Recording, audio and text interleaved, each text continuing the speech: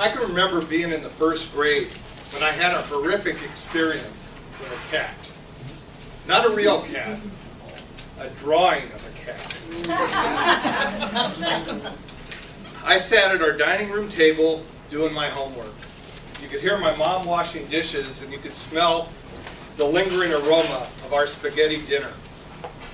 And then my paper began getting wet, a drop at a time, from my tears of frustration. That night's homework assignment involved, among other things, drawing. A piece of paper was divided into 3 sections, and each section had a word. My mission, which I had no choice but to accept, was to draw a picture that went with that word. Ball, no problem. Tree, no problem. And then cat. For whatever reason, I could not put lines on paper that resembled anything like a cat. My dear parents, they tried to help. They had the patience of saints. And after erasing my hideous attempts, my paper started looking like one of the Dead Sea Scrolls. So they had me try drawing a cat on various pieces of scratch paper. Many pieces of scratch paper. Over and over and over. Finally, many hours and many tears later, I can't! Madam Toastmaster, fellow Toastmasters and guests, and anyone who can't. The next morning, I took that tattered assignment with me to class, along with a pristine note from my parents that explained to my teacher, Mr. Garcia, how I really tried to complete that assignment. At least that's what they told me it said. And that night, I labeled myself as someone who can't draw. And as I grew older, I did what any normal person would do. I kept adding labels to myself. And although I was an A student, when I had to go to the chalkboard in front of the class, the nervousness and paralysis that I felt made me seem not so bright. I had another label. I have stage fright.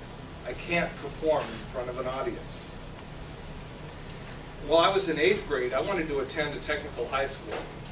And that high school required you take an entrance exam.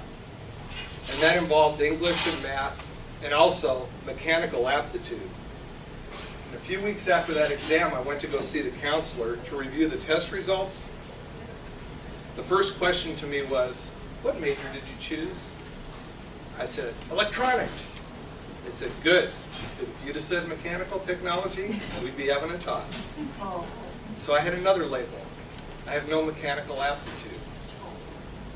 As a side note, after attending and graduating from that school, Bosco Tech, I brought a condo and wanted to hang a screen door. The first time, I hung it on the wrong part of the door jamb. The second time, I hung it on the right part of the door jamb, but the door opened the wrong way. The third time I did it, it was perfect. But maybe I can't. Over time, the list of can'ts continued to grow. Fortunately, in the 80s, I started listening to a Los Angeles talk show host named Dennis Prager. Have you ever heard him? One thing he regularly does is challenge his audience to think a second time, to be open to revisiting one's positions on the issues of the day by regularly, honestly evaluating other people's points of view. Not to change your mind necessarily, just to reevaluate your position.